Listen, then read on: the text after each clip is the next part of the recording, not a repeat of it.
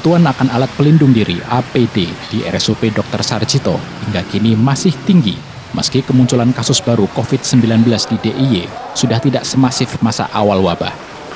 Tingginya kebutuhan APD tersebut dikarenakan APD ini tidak hanya diberikan kepada tenaga kesehatan dan pasien, namun juga kepada para pendamping pasien. Di RSUP Dr. Sarjito sendiri terdapat 3.000 tenaga kesehatan yang setiap harinya wajib mengenakan APD. Sementara APD memiliki masa pakai yang sangat terbatas dan harus sering diganti guna menjaga kesterilan lingkungan rumah sakit.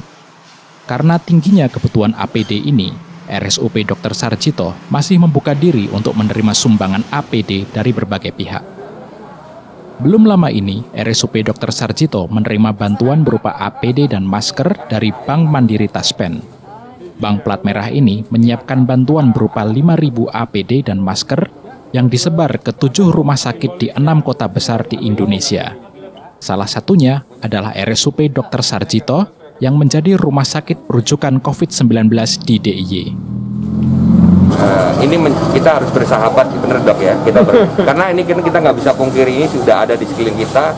Kita juga nggak bisa berdiam diri. Artinya dalam era new normal yang kita merubah kebiasaan kita, termasuk di kantor ya. Kantor kita itu mulai space-nya dijarangkan. Kita nggak boleh lagi padat lagi. Protokol kesehatan kita tetap jalankan ya di semua cabang kita. Ya. Artinya ya kita tetap harus berjalan dalam kondisi seperti ini. Artinya bilang new normal menjadi kebiasaan. Kayak kita kemana-mana ini masker ini kan menjadi suatu budaya. Ini juga budaya new normal. Terus mengalirnya bantuan APD dari berbagai pihak ini, khususnya di masa transisi new normal, dinilai sangat membantu pelayanan rumah sakit. Dengan tercukupinya alat pelindung diri, para tenaga kesehatan dapat melakukan tugasnya dengan tenang dan risiko penularan di rumah sakit bisa berkurang. Kasusnya memang masih ada, memang tidak ada peningkatan yang, tapi perubahan-perubahan itu misalnya kebutuhan masker dan untuk tenaga-tenaga yang memang nanti memang positif itu kan pelakuannya tetap sama.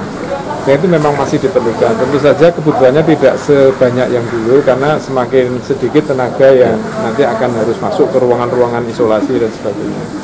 Tapi tetap yang paling penting itu kita harus memfasilitasi seluruh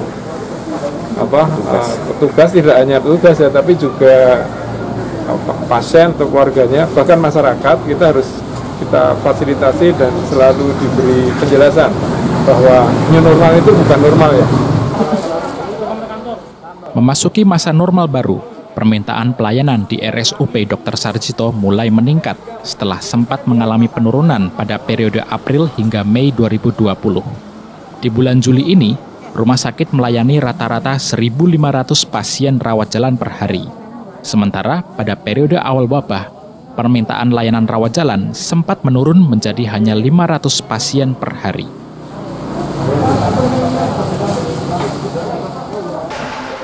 Fauzan Ahmad, Jogja TV.